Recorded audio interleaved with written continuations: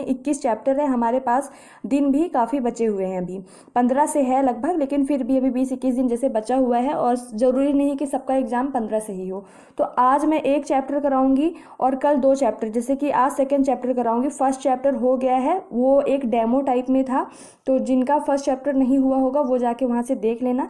Second, third and fourth chapter कल कराऊंगी, क्योंकि जो ये दोनों थर्ड और फोर्थ है बहुत छोटे छोटे चैप्टर्स हैं, टॉपिक है, तो कल करा दूंगी, ठीक है। और आपके कॉन्सेप्ट एकदम क्लियर हो जाएंगे। आपको करना क्या है, जिनके पास एग्जामपीडिया की बुक होगी वो बुक साथ में लेके बैठना है, और हाइलाइटर या फिर ब्लैक पेन लेके बैठना है, जहाँ पे मैं जो बताती जाऊँगी, जो मेन कॉन्सेप्ट है उनको अंडरलाइन कर लो, जो मेन फैक्ट है उनको हाइलाइटर से आप हाईलाइट कर लो, ठीक है। इतना काम करना है आपको, लास्ट तक देखना है। एक बार आज देख लोगे समझ में आ जाएगा, 1-2 दिन बाद फिर से रिविजन कर लोगे, वीडियो देख लोगे, तो आपको मतलब फिर वो कॉन्सेप्ट ना एकदम दिमाग में बैठ जाएंगे, ठीक है। तो ये सारी चीज़ें करनी है। पेन कॉपी, अगर जिनके पास ये एग्जामपीडिया की बुक ना हो, पेन कॉपी लेके बैठ जाओ। बाकी हाँ, पीडीएफ मैं टेलीग्राम चैनल पे सेंड कर दूंगी रात तक में। पहले ये चैप्टर आप अच्छे से वीडियो से पढ़ लो, समझ लो क्या है, फिर उसके बाद आप रिवीजन पीडीएफ से भी कर सकते हो। और एक बात कि टेलीग्राम की चैनल की जो लिंक है वो कमेंट बॉक्स में पिन होगी। और अगर एक बात और, कि अगर टाइम से रिप्लाई ना आया कमेंट का, क्योंकि मेरा भी एग्ज़ाम है, तो मैं रिप्लाई टाइम से ना दे पाई, तो तुरंत आप वापस से मैसेज मत करने लगे, कमेंट मत करने मतलब लग जाया करो कि आप कमेंट का रिप्लाई नहीं कर रहे हो, ठीक है। तो देखो, आज हम सेकेंड चैप्टर स्टार्ट करेंगे, प्रबंध के सिद्धांत, ठीक है। अगर वीडियो में कुछ क्वालिटी प्रॉब्लम हो तो क्वालिटी बढ़ा के देख लेना, क्योंकि इतना तो आप लोगों को मैनेज करना पड़ेगा, ठीक है। मैं स्टूडेंट हूँ तो मैं इधर उधर की ज़्यादा चीज़ें नहीं समझती हूँ, तो आप लोग ऑडियो प्रॉब्लम हो तो थोड़ा स्किप करके देख लेना, वैसे प्रॉब्लम नहीं होगी, और वीडियो की क्वालिटी बढ़ा के देख सकते हैं। तो स्टार्ट करते हैं, प्रबंध के सिद्धांत क्या बोलता है। तो प्रबंध के सिद्धांत का पहले अर्थ एवं परिभाषा पढ़ते हैं, क्या है। तो प्रबंध के सिद्धांत से आशय उन नियमों से है, कानूनों से है, परंपराओं से है अथवा मान्यताओं से है, जिनका प्रयोग विश्लेषणात्मक अध्ययन एवं पूर्व निर्धारित लक्ष्यों को प्राप्त करने के लिए किया जाता है। अब जैसे पटवारी का एग्ज़ाम, आपका लक्ष्य क्या है कि आपको पटवारी का एग्ज़ाम क्लियर करना है, तो आप लोग क्या करोगे, पहले से ही 30 दिन पहले से ही आप लोग बोल रहे हो कि हमको स्ट्रैटेजी बताओ। आप प्लानिंग कर रहे हो कि आप प्रबंधन में कितने चैप्टर्स पढ़ोगे, कितने घंटे दोगे, आप मैथ्स में कहाँ से पढ़ोगे, कौन सी बुक से पढ़ोगे, कैसे प्रैक्टिस करोगे, है ना। जैसे 8 सब्जेक्ट है तो आप उनकी पहले से ही प्लानिंग करते हो, क्यों, क्योंकि आपको किसी एक लक्ष्य को प्राप्त करना है। वह लक्ष्य क्या है, पटवारी का एग्ज़ाम क्लियर करना। तो यही बताया गया है कि प्रबंध के सिद्धांत कुछ नहीं, प्रबंध के सिद्धांत सिर्फ इतना याद रखना है कि होते क्या है, कुछ नियम होते हैं, और वो नियम क्यों बनाए जाते हैं कि हमको किसी भी लक्ष्य को प्राप्त करने के लिए ये नियम बनाए जाते हैं, बस इतना ही प्रबंध का सिद्धांत होता है ना। अब आगे क्या कह रहा है, एक मिनट। सिद्धांत वे आधारभूत सत्य होते हैं जो किसी क्रिया को कुशलतापूर्वक एवं सफलतापूर्वक ढंग से संपन्न करने के लिए मार्गदर्शक नियमों के रूप में प्रयोग किए जाते हैं। अब ये जो सिद्धांत होते हैं या फिर जो नियम होते हैं, इनसे क्या होता है कि हम किसी भी कार्य को या फिर किसी भी लक्ष्य को कुशलतापूर्वक यानी कि और अच्छे से कर सकते हैं एवं सफलतापूर्वक प्राप्त कर सकते हैं। और ये जो हम नियम है हमें मार्ग प्रदान करते हैं, हमें निर्देश प्रदान करते हैं कि ये कार्य करने से इस तरीके, अगर हम इस रास्ते पर चलेंगे तो ज़्यादा अच्छे से कार्य सफल हो पाएगा। अब ये कुछ कथन है, ये इंपॉर्टेंट है, हमको अच्छे से पढ़ना है। तो जॉर्ज आर टेरी क्या बोलते हैं, एक मिनट, कि सिद्धांत को ऐसे आधारभूत कथन या सत्य के रूप में परिभाषित किया जा सकता है जो किसी विचार या कार्य का मार्गदर्शन करता है। तो जॉर्ज और टेरी क्या कहते हैं, सिद्धांत को, यानी जो प्रबंध के सिद्धांत हैं, सिर्फ आप कीवर्ड्स याद रखो, कीवर्ड्स को पढ़ो, कि जॉर्ज आर टेरी के अनुसार सिद्धांत आधारभूत कथन या सत्य होते हैं जो कि किसी विचार या कार्य का मार्गदर्शन करते हैं। ये कौन कह रहा है, जॉर्ज और टेरी कह रहे हैं। फिर एडविन बी फिलिप्पो के अनुसार क्या है कि सिद्धांत एक आधारभूत सत्य है जो कारण एवं परिणाम संबंध के रूप में व्यक्त किया जाता है। तो कारण एवं परिणाम के रूप में आधारभूत सत्य किसे माना गया है सिद्धांत को, तो एडविन बी फिलिप्पो के लिए। और किसी भी विचार या कार्य का मार्गदर्शन किसे, मतलब ये परिभाषा किसने दी है, जॉर्ज आर टेरी की। तो थोड़े थोड़े आपको कीवर्ड्स याद रखने कि किसने क्या बोला है ना, क्योंकि कथन से डायरेक्ट क्वेश्चन आ सकते हैं। फिर कूंज तथा ओडोनेल के अनुसार, तो कूंज तथा ओडोनेल ने क्या कहा कि प्रबंध के सिद्धांत सामान्य मान्यता के मूलभूत सत्य होते हैं जो प्रबंध संबंधी कार्य के परिणामों की भविष्यवाणी करने में महत्वपूर्ण होते हैं, है ना। ये किसने कहा, कूंज और डोनेल ने कहा। अब ये बहुत इंपॉर्टेंट है कि प्रबंध के सिद्धांतों की प्रकृति क्या है, तो इससे सीधे सीधे क्वेश्चंस पूछे जाएंगे। कैसे, वो मैं बताती हूँ। तो सबसे पहले देख लो कि प्रकृति होती क्या है। तो किसी भी वस्तु के गुणों एवं उसकी विशेषताओं को ही हम क्या बोलते हैं, प्रकृति बोलते हैं। आपकी प्रकृति कैसी है, यानी आपका व्यवहार कैसा है, आपकी विशेषताएं कैसी है, आपके अंदर जो गुण है वो कैसे, यही होती है प्रकृति। ठीक है। तो सबसे पहले तो क्वेश्चन पूछा जाएगा कि प्रबंध की प्रकृति क्या है या फिर प्रबंध की विशेषताएं क्या हैं। चार ऑप्शन दे देंगे, एक उनमें से गलत होगा। तो आपको याद रखना है, बहुत इंपॉर्टेंट है, कि जो प्रबंध होता है वह सार्वभौमिक प्रयोग होता है, यानी कि हर जगह है, चाहे वो निजी सेक्टर हो, यानी चाहे वो प्राइवेट सेक्टर हो या गवर्नमेंट सेक्टर हो, सरकारी हो या निजी हो, हर जगह वह लागू होता है। वो हर जगह इनके जो एप्लीकेशन है वो अप्लाई होते हैं ना। कौन, प्रबंध के सिद्धांत, तो सार्वभौमिक होते हैं। ठीक है।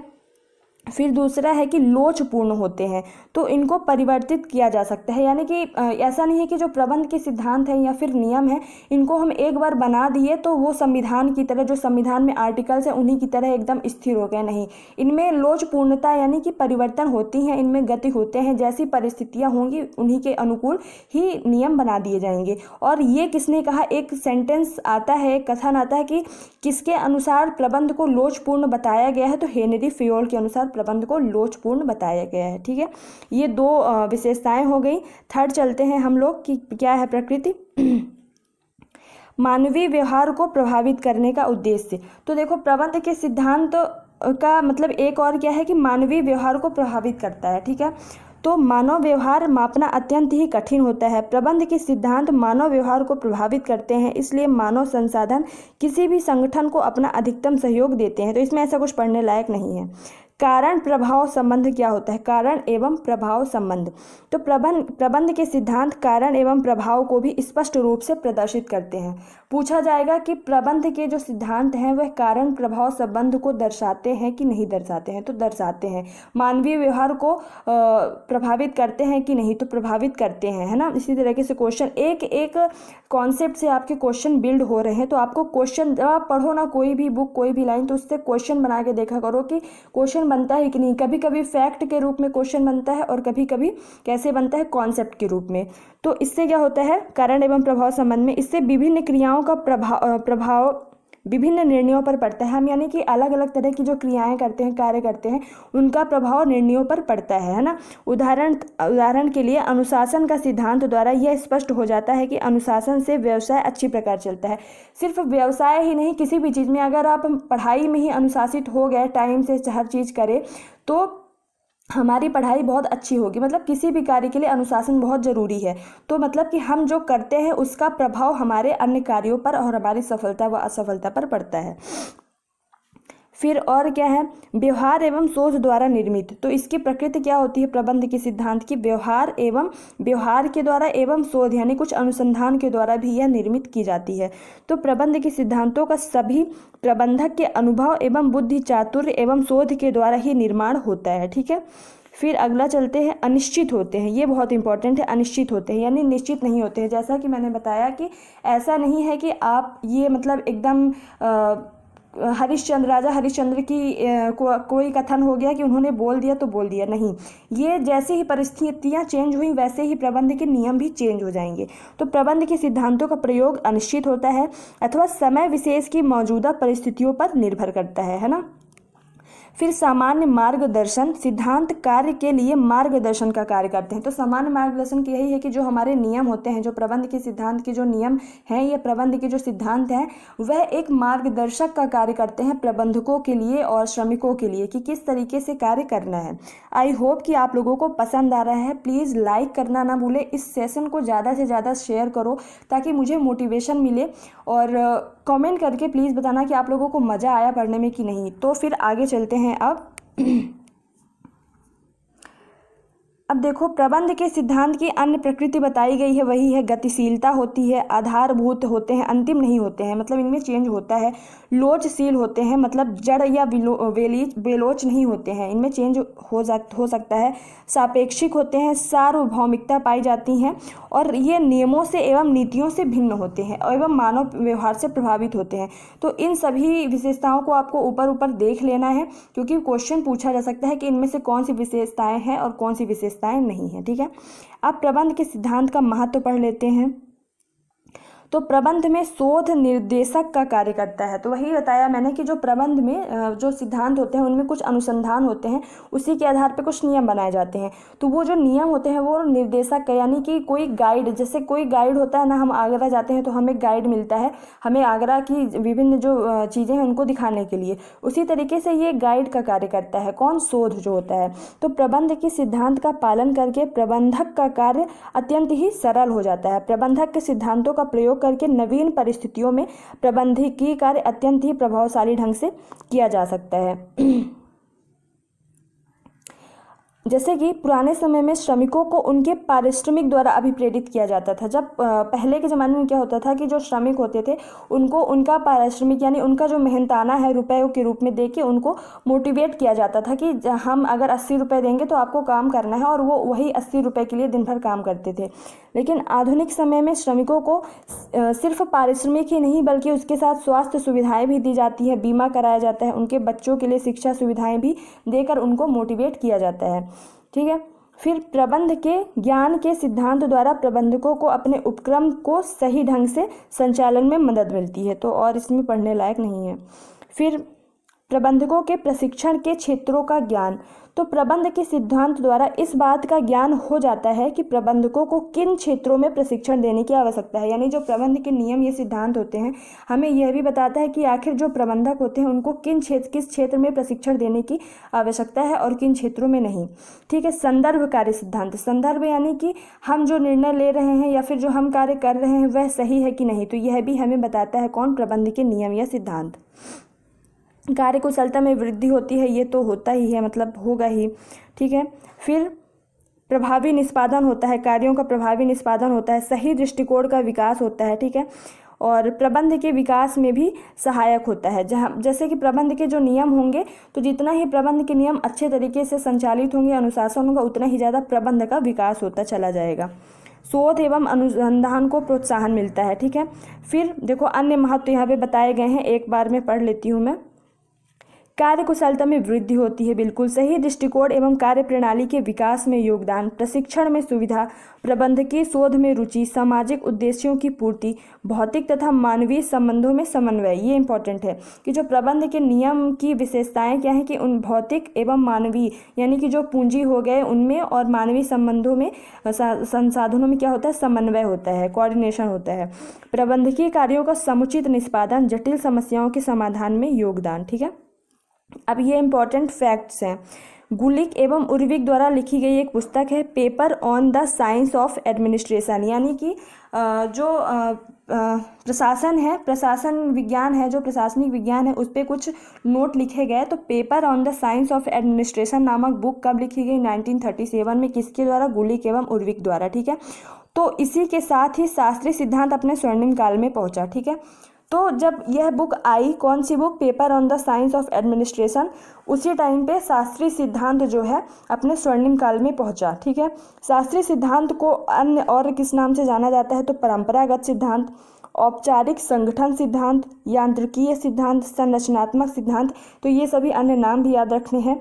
मार्च तथा साइमन द्वारा शास्त्रीय सिद्धांत को प्रशासनिक प्रबंध सिद्धांत का नाम दिया गया है। तो किसके द्वारा प्रशासनिक प्रबंध सिद्धांत बोला गया है?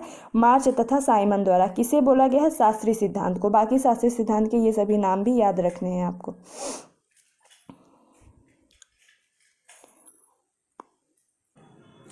अब ये बहुत इंपॉर्टेंट है कि जो प्रबंध के सिद्धांत हैं कितने तरह के होते हैं? 3 तरह के, मतलब 3 सिद्धांत है प्रबंध के। एक को बोलेंगे परंपरागत दृष्टिकोण, दूसरे को नव परंपरागत दृष्टिकोण और तीसरे को आधुनिक दृष्टिकोण। ठीक है। परंपरागत दृष्टिकोण के अंदर भी 3 है। ठीक है। वैज्ञानिक प्रबंध सिद्धांत, प्रशासनिक प्रबंध सिद्धांत एवं तानाशाहात्मक प्रबंध सिद्धांत। देखो ये चैप्टर बड़ा है तो टाइम लगेगा आज। अगर आज का रिस्पांस अच्छा रहा, आप लोगों को ज़रूरत लगी तो कमेंट करके बताना, तभी नेक्स्ट चैप्टर आएगा वरना अब नेक्स्ट चैप्टर नहीं आएगा, क्योंकि लोग रिस्पॉन्स नहीं करते हैं, लोग देखते नहीं हैं, तो फिर फालतू हो जाता है वीडियो बनाना, इतनी मेहनत करना। ठीक है, तो देखो आपको याद कैसे रखना है। पहली बात तो 3 है दृष्टिकोण, मतलब 3 सिद्धांत है प्रबंध के, परंपरागत और परंपरागत के अंदर कौन से है, तो ये भी उनको ये भी याद रखना है 3। ऐसा पूछा जाएगा कि वैज्ञानिक प्रबंध दृष्टिकोण किस में आता है, तो कि परंपरागत में, कि नव परंपरागत में, कि आधुनिक दृष्टिकोण में, तो परंपरागत दृष्टिकोण में आता है। फिर पूछा जाएगा वैज्ञानिक प्रबंध दृष्टिकोण को किसने दिया, तो इस तरीके से डिटेल में आपको सारी चीज़ें पढ़नी है। तो पढ़ते हैं। परंपरागत दृष्टिकोण के ये 3 हो गए। फिर नव परंपरागत में एक मानवीय संबंध दृष्टिकोण पाया जाता है और एक व्यवहारात्मक विज्ञान दृष्टिकोण। आधुनिक दृष्टिकोण में संख्यात्मक, प्रणाली एवं आकस्मिकता। अब इनको हम डिटेल से पढ़ते हैं। जो शास्त्रीय या फिर परंपरागत दृष्टिकोण होता है उसका विकास कब हुआ, 20वीं सदी के प्रारंभ में हुआ। और इसकी मान्यता क्या है कि मानव जो है उत्पादन का निष्क्रिय संसाधन है और उसे नियंत्रण किया जाना आवश्यक है। कर्मचारी आर्थिक प्रेरणाओं से अभिप्रेरित होते हैं। यानी कि जो परंपरागत सिद्धांत या फिर जो शास्त्रीय सिद्धांत है उसमें मानव को निष्क्रिय संसाधन माना गया है और पूंजी को ज़्यादा महत्व दिया गया है, जबकि मानव के महत्व को कम करके आंका गया है। और ये बोला गया है कि मानव को नियंत्रित करना बहुत आवश्यक है और जो कर्मचारी होते हैं, जो श्रमिक होते हैं, वो केवल आर्थिक प्रेरणाओं से ही मोटिवेट होते हैं। उनको अगर काम करने के लिए प्रेरित करना है तो उन्हें आर्थिक रूप से ही प्रेरित किया जा सकता है। ये इनकी मान्यता थी। तो यानी कि जो परंपरागत जो सिद्धांत थे उसमें भौतिक संसाधन को ज़्यादा महत्व दिया गया था। इस दृष्टिकोण को भी आगे 3 भागों में बांटा गया। अब देखो वैज्ञानिक प्रबंध किसने दिया, तो टेलर ने दिया। प्रशासनिक प्रबंध किसने दिया, तो हेनरी फ्योल ने। और जो तानाशाहात्मक प्रबंध किसने दिया, तो मैक्स वेबर ने। तो ये आप तीनों को याद रखना कि वैज्ञानिक प्रबंध के जनक कौन है, टेलर। प्रशासनिक प्रबंध के जनक फ्योल एवं तानाशाहात्मक प्रबंध के जनक मैक्स वेबर। सबसे पहले पढ़ते हैं वैज्ञानिक प्रबंध क्या होता है। तो 20वीं सदी के पहले दशक में टेलर द्वारा इस सिद्धांत का प्रतिपादन किया गया। यह प्रशासन का पहला सामंजस्यपूर्ण सिद्धांत है। तो प्रशासन का पहला सामंजस्यपूर्ण सिद्धांत कौन सा है, तो वैज्ञानिक प्रबंधन सिद्धांत, जो टेलर द्वारा प्रतिपादित किया गया। लेकिन इसकी शुरुआत करने वाले टेलर नहीं थे, उसकी शुरुआत मतलब पहले से ही चलती आ रही थी। टेलर को वैज्ञानिक प्रबंध सिद्धांत का क्या बोला जाता है, पितामह कहा जाता है। और हेनरी फ्योल को क्या बोला जाता है, हेनरी फ्योल को आधुनिक प्रबंध का पितामह एवं प्रशासनिक प्रबंध का पितामह, दोनों का पितामह किसे बोला जाता है, हेनरी फ्योल को। आधुनिक प्रबंध का पितामह और अभी ऊपर क्या पढ़ा हमने, उसी को बोलते हैं प्रशासनिक प्रबंध का पितामह। ठीक है, अब देखो FW टेलर के अनुसार यह जानने की कला कि तुम व्यक्तियों से क्या कराना चाहते हो तथा यह देखना कि सबसे उचित व सस्ते ढंग से कार्य करते हैं कि नहीं, वैज्ञानिक प्रबंध कहलाता है। यानी कि FW टेलर क्या कहते हैं कि ऐसी कला जिसमें से आप, जैसे कोई प्रबंधक है तो वह प्रबंधक अपने जो अधीनस्थ व्यक्ति हैं उनसे कार्य करा, मतलब कि जो भी कार्य कराना चाहता है वह कार्य करा पाए, किसी भी तरीके से उनको मतलब मोटिवेट कर सके, एवं ऐसा कोई तरीका अपनाएं कि जिसमें सस्ते से सस्ते यानी कम से कम लागत में अधिक से अधिक उत्पादन हो सके। तो यही जो संपूर्ण कला है वही है प्रबंधक की कला या प्रबंधक की कला। जोन्स के अनुसार वैज्ञानिक प्रबंध प्रशासन संबंधी नियमों का समूह है। तो क्वेश्चन पूछा जा सकता है कि वैज्ञानिक प्रबंध को प्रशासन संबंधी नियमों का समूह किसने कहा, तो जोन्स ने कहा। ठीक है, अब वैज्ञानिक प्रबंध की कुछ विशेषताएं बताई गई हैं। इसमें निश्चित योजनाएं निश्चित होती हैं, नियमों के समूह होते हैं, नियम तो होंगे, हिम्मित व्ययिता यानी कि कम से कम लागत, अधिक से अधिक उत्पादन पर बल दिया गया है। वैज्ञानिक विश्लेषण होते हैं, सामयिक अध्ययन यानी कि लेटेस्ट अपडेट्स, उसमें सामयिक यानी कि जो करंट के जो अपडेट्स होते हैं उनका भी अध्ययन किया जाता है। कार्य क्षमता में वृद्धि, परंपरागत प्रबंध का विरोधी यानी कि जो परंपरागत प्रबंध होता है उनका प्रबल विरोधी। मानसिक क्रांति बहुत इंपॉर्टेंट है। जो मानसिक क्रांति पूछा जाएगा किससे रिलेटेड है, तो मानसिक क्रांति वैज्ञानिक प्रबंध से संबंधित है या फिर टेलर के वैज्ञानिक प्रबंध से संबंधित है। इसमें उपभोक्ताओं को लाभ होता है और श्रमिकों के कार्य के घंटों में कमी। जब हम आगे क्वेश्चन करेंगे तो समझ में आएगा कि क्वेश्चन कैसे बनते हैं। तो वैज्ञानिक प्रबंध श्रमिकों के घंटों के कार्य में कमी को भी बताता है, इससे उपभोक्ताओं को भी लाभ मिलता है। मानसिक क्रांति भी इससे संबंधित है, मृत्युव्ययिता होता है, निश्चित योजनाएं होती हैं, नियमों का समूह होता है ना, ये सारी विशेषताएं हैं। यहाँ पे FW टेलर का थोड़ा सा ये बस याद रखना है कि ये जॉर्ज टाउन नामक स्थान पर मतलब ऐसे आएगा तो नहीं, पर इनका जन्म एक बार याद रख लेना बस। ठीक है, अब वैज्ञानिक प्रबंध की विधियाँ, यहाँ पे थोड़ा सा ब्लर आ गया है, एक मिनट। थोड़ा सा ब्लर है, बट मैं वो यहाँ पे थोड़ा सा आप लोग सुन लेना बस। तो पहला क्या है, देखो वैज्ञानिक प्रबंध की विधियाँ, एक मिनट। उत्पादन की विभिन्न समस्याओं के समाधान के लिए टेलर ने कुछ अनेक विधियों को बताया, यानी कि हमारे जब हम उत्पादन करते हैं तो बहुत सारी समस्याओं को झेलना पड़ता है, तो उन समस्याओं से निपटने के लिए अनेक विधियों को बताया है किसने, टेलर ने अपने वैज्ञानिक प्रबंध सिद्धांत में। तो इनमें 3 विधियां हैं। पहला है कार्य अध्ययन, कार्य का अध्ययन, ठीक है।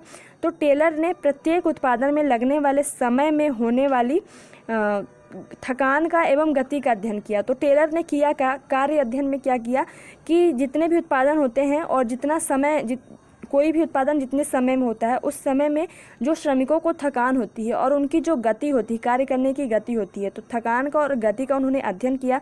इससे क्या होता है कि जब ये हम अध्ययन कर लेंगे तो उत्पादन के समय में कम समय लगेगा और श्रमिकों को थकान भी कम लगती है, ठीक है। तो देखो कार्य अध्ययन में 3 तरह के उन्होंने अध्ययन किए। कार्य अध्ययन के अंदर थकान अध्ययन, समय अध्ययन और गति अध्ययन। तो पूछा जाएगा क्वेश्चन कि टेलर का जो वैज्ञानिक प्रबंध सिद्धांत के अंतर्गत जो पहला कार्य अध्ययन है उसके अंतर्गत कौन सा अध्ययन नहीं किया जाता है। तो 4 ऑप्शन दिए जाएंगे, तो आपको याद रखना है कि थकान का अध्ययन किया जाता है, समय का अध्ययन किया जाता है और गति का अध्ययन किया जाता है, ठीक है। देखो समय अध्ययन क्या कहलाता है, तो किसी कार्य को करने में कितना समय लगना चाहिए, इसके अध्ययन को टेलर ने समय अध्ययन, कि हम किसी भी कार्य को करेंगे तो हम जैसे एक चैप्टर पढ़ रहे हैं तो उस एक चैप्टर को पढ़ने के लिए उपयुक्त समय क्या है। कहीं हम ऐसा तो नहीं कर रहे हैं कि उस एक चैप्टर को पढ़ने में सिर्फ आधा घंटा लगना चाहिए और हम 1 घंटे लगा रहे हैं, या फिर ऐसा तो नहीं कि हमको 1 घंटे देना चाहिए लेकिन हम आधे घंटे ही दे रहे हैं। तो जब हम ये अध्ययन कर लेंगे तो हम उस चैप्टर को अच्छे से पढ़ पाएंगे, उस कार्य में हम सफल हो पाएंगे। तो इसी तरीके से यहाँ पे कार्य को बताया गया है, ठीक है। टेलर का कहना था कि प्रत्येक कार्य को पहले तो भिन्न भिन्न भागों में यानी छोटे छोटे टुकड़ों में बांट लो उस कार्य को, और प्रत्येक भाग में लगने वाले समय को स्टॉप वॉच की सहायता से नोट किया जाना चाहिए। जैसा कि मैं बोलती हूँ कि कोई भी चैप्टर या फिर कोई भी टॉपिक पढ़ो, कोई भी सब्जेक्ट पढ़ो, तो आप टाइमर लगा के पढ़ो। 1 घंटे का टाइमर लगाओ, 2 घंटे का टाइमर लगाओ, और एक सेकेंड का आपके पास क्या होना चाहिए, उसका हिसाब होना चाहिए कि मैंने 1 घंटे में 3600 सेकेंड होते हैं तो पूरे 3600 सेकेंड ही पढ़े कि उससे कम पढ़े, ज़्यादा पढ़े, मतलब 1 सेकेंड का आपको जब पढ़ो तो ऐसे पढ़ो कि 1 घंटे का 1 सेकेंड भी इधर से उधर ना हो। तो यही बोला गया है कि आप सबसे पहले तो कोई भी कार्य करो उसको छोटे छोटे टुकड़ों में बांट लो, और फिर स्टॉप वॉच जो होती है उसकी सहायता से नोट कर लो कि इतना समय मुझे लगा है ना। तो यह समय अध्ययन के अंतर्गत आ गया। गति अध्ययन क्या कहलाती है, तो एक सर्वोत्तम विधि निश्चित करने के लिए, यानी कि कोई ऐसा तरीका निश्चित करने के लिए किए गए अध्ययन को ही गति अध्ययन कहते हैं। तो गति अध्ययन में क्या किया जाता है कि कोई ऐसा तरीका ढूंढा जाता है कि जिसमें सबसे अच्छे से कोई कार्य हो सके, है ना। फिर उसके बाद थकान अध्ययन। थकान अध्ययन में क्या होता है कि कोई भी जो श्रमिक है पूरे समय लगातार कार्य तो कर नहीं सकता। तो उसमें क्या कहते हैं कि समय जो श्रमिक होते हैं एक ही गति से कोई कार्य नहीं कर सकते हैं, ना ही 8 घंटे तक लगातार कार्य कर सकता है, तो इसमें श्रमिकों को रुचि भी नहीं रहती। तो इसी तरीके से थकान अध्ययन किया जाता है कि श्रमिक कितने घंटे कार्य करने के बाद थकता है, जब वह थक जाए तो उसको थोड़ा सा ब्रेक दे दो, फिर वो डबल एनर्जी के साथ वापस, जैसे मैंने अभी 3-4 दिन का टारगेट का ब्रेक दिया था, तो इसी तरीके से आपको मतलब थकान अध्ययन करने के बाद श्रमिकों को उस हिसाब से उतने घंटे कार्य करने के लिए कार्य करो और फिर ब्रेक देने की ये नियम अपनाए जाने चाहिए, ठीक है। तो कार्य अध्ययन हो गया। कार्य अध्ययन के अंतर्गत 3 अध्ययन हमने पढ़ लिए, समय अध्ययन, थकान अध्ययन, गति अध्ययन। अब दूसरा क्या है टेलर के वैज्ञानिक प्रबंध के अंतर्गत, प्रमाणीकरण या प्रमाणीकरण, ठीक है। तो सबसे पहले तो एक फैक्ट निकल के आता है कि जो प्रमाणीकरण या फिर इसी को प्रमाणीकरण बोलते हैं, वैज्ञानिक प्रबंध की आत्मा है। तो पूछा जाएगा वैज्ञानिक प्रबंध की आत्मा किसे कहा जाता है, तो प्रमाणीकरण को, ठीक है। जब हम श्रमिकों से अच्छे स्तर के तथा अधिक उत्पादन की आशा करते हैं तो हमें चाहिए कि हम उन्हें अच्छे औजार एवं मशीनें भी दें, है ना। जब हमें उत्पादन अच्छा चाहिए तो फिर उनको हम अच्छे से अच्छा मतलब संसाधन भी तो देना चाहिए। और क्या होता है कि प्रमाणीकरण का मतलब कुल मिला के ये होता है कि हर चीज़ के स्टैंडर्ड फिक्स कर लो, कि मतलब कि मशीनों में स्टैंडर्ड हो, हर एक का मतलब अच्छे से अच्छे दशाओं में उनको उत्पादन लागत कम हो, और समय का क्या माप होना चाहिए, मात्रा मतलब कि कार्य की मात्रा क्या होना चाहिए, तो एक एक चीज़ का स्टैंडर्ड फिक्स कर लो, ठीक है। फिर तीसरा है कार्यानुसार संगठन। कार्य के अनुसार संगठन, तो टेलर के अनुसार नियोजन, उत्पादन आदि सभी क्रियाओं को 8 फोरमैनों के हाथ में सौंपा जाना चाहिए। बहुत इंपॉर्टेंट है, 8 फोरमैन। कितने टेलर के वैज्ञानिक प्रबंध में कितने फोरमैन की बात की गई है, तो 8 फोरमैन की। और वो किस पर निर्धारित होना चाहिए, विशेषज्ञों की नियुक्ति होनी चाहिए। तो देखो 8 फोरमैन को भी 2 पार्ट्स में बांटा गया है, एक नियोजन अधिकारी और एक उत्पादन अधिकारी। ओह शिट, अभी बीच में हुआ ये कि मैंने वीडियो पॉज कर दिया, बीच में वीडियो पॉज हो गया और मैं पढ़ाती गई, मतलब 3-4 पेजेस हो गए और बाद में पता चला अरे वीडियो तो पॉज है और मैं मतलब फालतू में बक रही थी। तो कभी कभी दिन बहुत बेकार जाता है, सुबह से बेकार ही गया है मेरा दिन। तो कोई नहीं, फिर से करते हैं यहाँ से स्टार्ट। तो प्लान मतलब क्या हम पढ़ रहे थे, 8 फोरमैन, नियोजन अधिकारी और उत्पादन अधिकारी, 8 हो गया, ठीक है। नियोजन अधिकारी के अंतर्गत समय एवं लागत लिपि। नियोजन का मतलब क्या होता है, प्लानिंग करेंगे। तो सबसे पहले किसी भी उत्पादन को करने के लिए कितना समय लगना चाहिए, कितनी लागत होनी चाहिए, उसके लिए कोई एक अधिकारी होने चाहिए। फिर दूसरा है कार्यक्रम की, कौन कौन से कार्य किए जाने चाहिए, तो उसके लिए एक अधिकारी। अनुशासनकर्ता की, उनमें कौन से नियम बनाए जाने चाहिए, अनुशासन अच्छे से हो रहा है कि नहीं, इसके लिए एक अधिकारी। और एक निर्देशन यानी कि डायरेक्ट करने के लिए, कि मार्ग प्रदर्शित करने के लिए। 4 हो गया नियोजन अधिकारी, नाम आपको याद रखना है। फिर 4 आएंगे उत्पादन अधिकारी, गति नायक, जीर्णोद्धार नायक, निरीक्षक एवं टोली नायक, ठीक है। तो ये 4 हो गए उत्पादन अधिकारी, ठीक है। अब टेलर के प्रबंध के सिद्धांत या वैज्ञानिक प्रबंध के सिद्धांत। तो टेलर क्या कहते हैं कि जो सामूहिक प्रयत्नों की पद्धति एवं संगठन प्रणाली है, क्या, वैज्ञानिक प्रबंध, ठीक है, जो कि वैज्ञानिक अन्वेषण एवं विश्लेषण से निकाले गए सिद्धांतों पर आधारित है। तो इसमें क्या होता है कि वैज्ञानिक अन्वेषण या अनुसंधान किए जाते हैं और उनके आधार पर कुछ नियम बनाए जाते हैं, जो कि सामूहिक जो प्रयत्न के लिए ये लागू किए जाते हैं, ठीक है। टेलर के वैज्ञानिक प्रबंध के सिद्धांतों को कितने भागों में बांटा गया है, 5 भागों में हम बांट सकते हैं। देखो टेलर के प्रबंध के जो सिद्धांत हैं उनकी कार्य विधियाँ पूछे जाएँ तो 3 है, कार्य अध्ययन और प्रमापीकरण और संगठनात्मक मतलब संगठन, ये 3 हम पढ़ चुके हैं। और जो अगर इनको कितने भागों में बांटा जा सकता है तो 5 हैं। इसमें से कार्य का वैज्ञानिक अध्ययन, श्रमिकों का वैज्ञानिक चुनाव, प्रशिक्षण तथा पारिश्रमिक, फिर प्रमापीकरण, प्रशासकीय पुनर्गठन, क्रियात्मक संगठन एवं मानसिक क्रांत। मानसिक क्रांत बहुत ज़्यादा इंपॉर्टेंट है टेलर के वैज्ञानिक सिद्धांत के लिए, ठीक है। फिर है वैज्ञानिक प्रबंधन शब्दावली का सर्वप्रथम प्रयोग किसने किया, तो लुई ब्रेंडिज ने। वैज्ञानिक प्रबंधन सिद्धांत के जनक कौन है, तो वैज्ञानिक प्रबंध सिद्धांत के जनक हैं टेलर हैं, लेकिन इस शब्दावली का प्रयोग सर्वप्रथम किसने किया, लुई ब्रेंडिज ने। कब किया, 1910 में। वैज्ञानिक प्रबंध वर्ष 1913 में प्रारंभ हुआ। वैज्ञानिक प्रबंध कब प्रारंभ हुआ, तो 1913 में प्रारंभ हुआ, ठीक है। अब यहाँ पे कुछ टेलर के बुक्स हैं, वो हम बहुत ही अच्छे से याद करेंगे। टेलर मतलब क्या होता है, जो कपड़ों को सिलते हैं, टेलर है ना, मशीन में जो सिलाई करते हैं कपड़ों की। तो देखो पीस रेट सिस्टम, तो हम ऐसे लिंक करें कि जो रेट होता है वो है पर पीस, यानी कि कपड़ों के जितने पीस होंगे उसी तरीके से अपने रेट फिक्स करते हैं। कौन, टेलर। तो पीस रेट सिस्टम। टेलर अपने शॉप मैनेजमेंट करते हैं, मतलब कि जो कपड़ों की दुकान होती है सिलाई की, वो अपने दुकान की क्या करते हैं, मैनेज, मतलब अच्छे से प्रबंध करते हैं। तो shop management. Art of cutting metals, तो आर्ट ऑफ कटिंग, जो टेलर होते हैं वह कपड़ों को बहुत अच्छे से कट करते हैं सीजर से, कैंची से, उसके बाद कपड़ों की सिलाई करते हैं। तो आर्ट ऑफ कटिंग मेटल किसकी बुक है, टेलर की। And principle of scientific management, ये 4 बुक आपको याद रखनी है, किनकी है, टेलर की। कब लिखी गई ये नहीं याद है, पर ये नहीं याद करना है, बट कौन सी बुक किसकी है ये याद रखनी है। अब इसमें ये बताया गया है कि जो वैज्ञानिक प्रबंध के जो सिद्धांत हैं उनको अधिक हम मतलब कि और इसमें क्या क्या बताया गया है, इनकी मान्यताएं क्या क्या हैं, ये हम थोड़ा सा देख लेते हैं। तो सबसे पहले कि वैज्ञानिक पद्धति होनी चाहिए, ना कि अंगूठा टेक नियम। अंगूठा टेक नियम क्या होता है कि कोई भी व्यक्ति जब निर्णय ले तो केवल अपने व्यक्तिगत अनुभव के आधार पर ले, ना कि सार्वभौमिक रूप से। तो अंगूठा टेक नियम नहीं होने चाहिए इसमें, ठीक है। मैं शॉर्ट में बताती चलती हूँ, मतलब आपको क्वेश्चन ऐसा नहीं होगा कि मैं कुछ ऐसा स्किप कर रही हूँ जो आपके लिए इंपॉर्टेंट है। जो इंपॉर्टेंट है सिर्फ वही बता रही हूँ। ये होती है स्मार्ट स्ट्रेटजी और स्मार्ट पढ़ाई, ठीक है। फिर दूसरा क्या है कि प्रत्येक व्यक्ति का उसकी अधिकाधिक क्षमता एवं समृद्धि के लिए विकास, यानी कि व्यक्ति के विकास पर, व्यक्ति की क्षमता पर ज़्यादा इसमें बल दिया गया है ना, इसमें वैज्ञानिक प्रबंध सिद्धांत में। फिर सहयोग को बढ़ावा दिया गया है। टकराव के बजाय सहयोग को बढ़ावा दिया गया है कि जो पारिश्रमिक मतलब कि जो श्रमिक हैं और जो प्रबंधक मैनेजर उच्च स्तर के अधिकारी और जो मजदूर होते हैं निम्न स्तर के जो कर्मचारी होते हैं उन दोनों के बीच सहयोग होना आवश्यक है। किसमें? वैज्ञानिक प्रबंधन में। वैज्ञानिक प्रबंधन के बारे में बता रही हूँ, इतना मतलब आपको याद रखना है। ये सारी चीज़ें किसमें बता रही? वैज्ञानिक प्रबंधन के बारे में, ठीक है। फिर यही है कि सहयोग ना कि व्यक्तिवाद, यानी कि व्यक्तिवाद ना हो, मतलब अपना अपना ना देखा जाए बल्कि सहयोग की भावना होनी चाहिए। और क्या है? योजना बहुत इंपॉर्टेंट है वैज्ञानिक प्रबंध के लिए, मतलब वैज्ञानिक प्रबंध का आधार है। फिर उसके बाद क्या है? कार्य का वैज्ञानिक वितरण होना चाहिए। उपयुक्त एवं उन्नत औजारों का उपयोग, उपयुक्त एवं उन्नत औजारों का प्रयोग किया जाने चाहिए।